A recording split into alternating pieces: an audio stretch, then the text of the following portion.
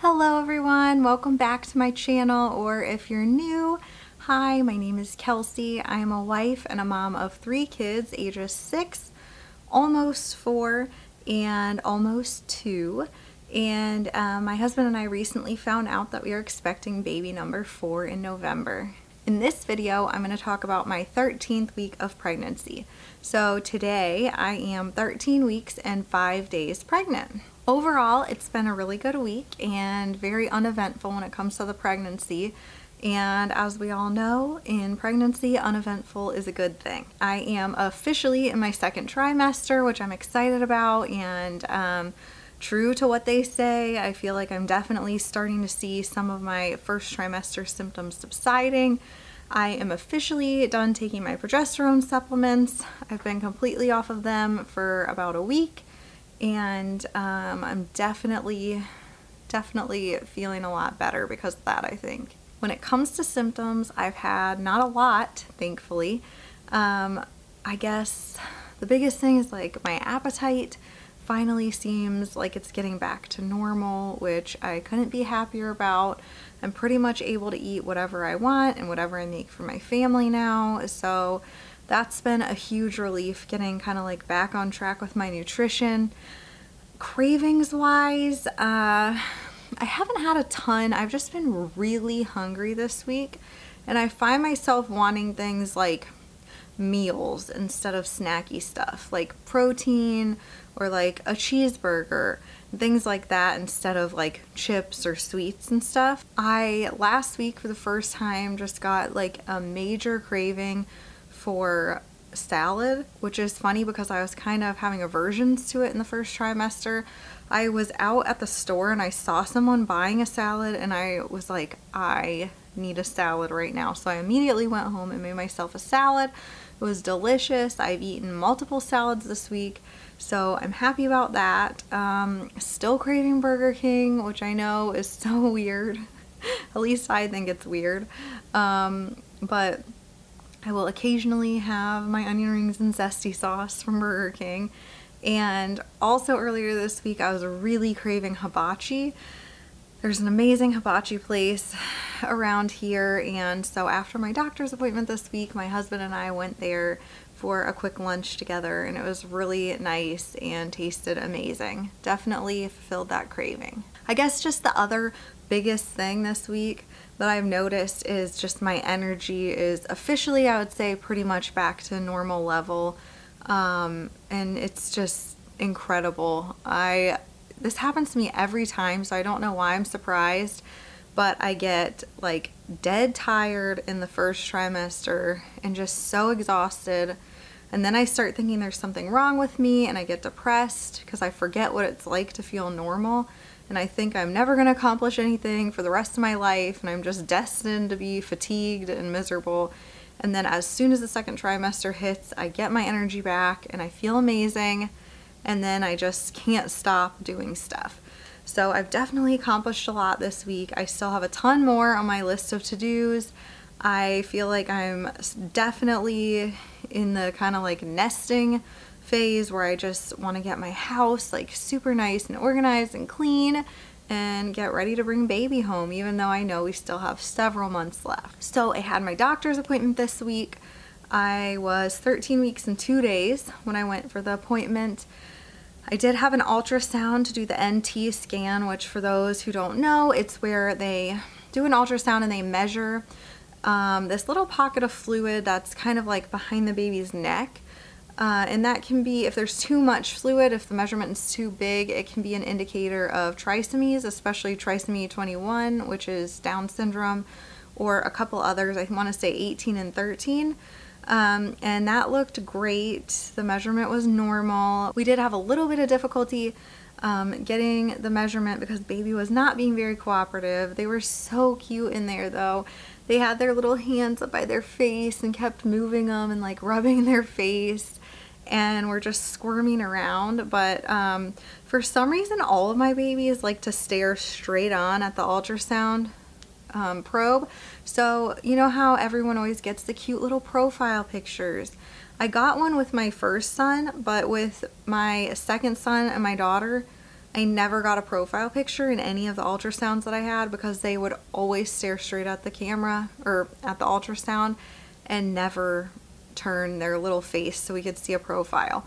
So this time, after enough wiggling, like the ultrasound tech kept wiggling my stomach with the probe, after long enough, the baby turned for like a split second, long enough for her to capture the image, get the measurement, but then they turned back to face the front. So I was thankful that they cooperated, because my last two, they never could even get the measurement during the NT scan because they just wouldn't turn the right way. So at least we got the measurement this time, although much to my dismay, we still didn't get a cute little profile picture, but we got several pictures of the head on where they look like pretty much an alien. So I'll take it. Baby's healthy. That's all that matters. They also did the blood work for the genetic testing to test for the trisomies. It's not a definitive test, but it, from the best I can understand it, from the research I've done and how it's explained, it more like predicts your likelihood of having a baby with the trisomies. And my husband and I really kind of debated about whether we even wanted this. With my oldest son, we were never even offered the genetic test. I guess my doctor said because I was young enough, I was only 24, that the risk was low anyway. With my second son and my daughter, we were offered the test and my doctor recommended it, so I just went ahead and got it and didn't really think about it. This time I started thinking about it more and was recently talking to one of my friends that had declined it, and what she was saying, and made sense to me the more I thought about it and talked to my husband about it, was it's not really going to change anything. Even if I found out that I had a high likelihood of having a baby with a trisomy, like, we wouldn't terminate the pregnancy. It wouldn't really change what we're doing. And also it can have like a false positive rate of like saying you have a high likelihood when you don't actually have a baby with Down syndrome or trisomy. So she was afraid that if it came back high likelihood, it might just freak her out. And really, the only way that they can definitively test is to do like an amniocentesis, which is where they kind of stick a needle into your stomach through into the uterus, and I think get like amniotic fluid, if I am remembering correctly, to test it. And that is a definitive test, I think.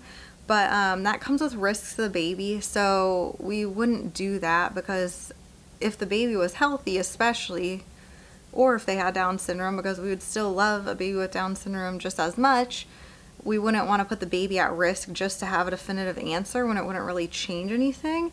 So I was kind of leaning towards not getting it. But I was talking to the nurse practitioner that works with my doctor before they did the blood test, and what she was saying, which made sense and ultimately made us decide to get it, was it's really not going to change anything. If it shows that you have a high likelihood and you don't want the amniocentesis to confirm anything and you'd rather just let things play out and see when the baby is born what's going on, that's fine. But if they do have a trisomy, then they have a risk of having certain other defects, like heart defects and things like that. And in that case, we would definitely want to refer you, if it came back high likelihood, to a kind of like a MFM, which is a maternal fetal medicine specialist, which is more high risk doctor. And that way we can get a really good ultrasound of the baby, or even like a fetal echo, which would be an even more detailed look at their heart, just to make sure there was no problems. And if there was a problem, we would want to know ahead of time so that we would have a plan and a team in place once the baby was born to be able to make sure that they had what they were needed and were as safe as possible. And that made sense. It's about preparation and making sure, even though it's not going to change anything, that if there is a problem, you can detect it early to make sure that you can have a plan in place and intervene in a timely manner so that the baby has the best outcome. So that made sense and it sold me, and we went ahead and got it. Actually, today my doctor just texted me a couple hours ago and let me know that it came back normal. So I'm definitely relieved and thankful for that. I know I'm not old, I'm 31, but you know, they say once you're 30 and then 35, and you know, as you get older, the chance of having a baby with a trisomy goes up. So I was just kind of holding my breath. I feel like with every step of pregnancy and every test, you always hold your breath because at least I'm aware, and I think a lot of people are aware, that there's lots of stuff that can go wrong and lots of problems that can arise. So every step is a small step and one step closer toward meeting baby. So I am definitely relieved that the test came back normal. Also, I just wanted to mention real quick that my husband was able to come to the ultrasound with me, and so I was really thankful for that. And yeah, it never gets old looking at baby, and it's so much more special when he's there for us to share that experience together. I also got my second COVID vaccine this week. Once again, I know there's different opinions on it. If you don't want to get it, that's fine. If you did get it, that's great. I'm not here to judge or try to convince you one way or another. I just want to share my experience so that other women that are trying to decide or in the same boat can have more information and hear more experiences. First of all, if you are interested in hearing more about my thoughts and opinions on the COVID vaccine and how I came to the conclusion that I was going to get it after a ton of research and debate, I have a whole separate video that I will link down in the description box that describes my whole thought process and everything behind that. But anyway, so I had my second vaccine this week, and going into it, I was a lot calmer this time. I think getting that first one out of the way put a lot of my fears at ease, although I was definitely nervous this time about the reactions that I could have, because I know the second one is more likely to cause reactions than the first. So I was mostly nervous about that, but not as concerned this time about the safety of the baby. And so I got it. It was fine. It didn't even hurt that much, honestly. And I'm very, very happy to report that I hardly had any symptoms afterwards. Thankfully, the biggest thing that I was worried about was a fever, because I know some people have gotten pretty high fevers afterwards, and the fever is what made me the most nervous for the baby, because I know that fevers can definitely cause ill effects on babies in utero. Probably not for the length of time that you would get it after the COVID vaccine, but still, nonetheless, it made me nervous. So I didn't get a fever. The only thing I had was definitely a sore arm, which I knew was to be expected. Pretty much everyone I've talked to that's gotten it, with the exception of just a handful of people, have said that their arm was really sore, but it's nothing. Honestly, both times for me, it was definitely really sore, but nothing like unbearable. It just felt like a big bruise for a day or two. And the night after I got it, and then the following day, which was yesterday, I felt just kind of fatigued and almost like a little bit shaky. So I could definitely tell like something was going on, but I didn't have a headache. I didn't have a fever. I was able to function yesterday pretty well. I had to like take it maybe a little slower than normal, just because I would get kind of dizzy or like shaky if I was up like moving too quickly. But I still managed to get a ton of stuff done around the house and function pretty normally. So, and then today I feel fine. So yeah, I'm definitely relieved and feeling good to have both of those out of the way, and to know that me and baby are protected for the time being. This weekend, my husband and my kids and I were able to visit with my dad and stepmom and my two siblings, and we had a chance to tell them all together that we were expecting, which I was really excited about, that we got everyone together to tell them. We had told my boys to tell them when we went in the house, and everyone was all excited to see each other, and my boys got distracted and didn't really say anything.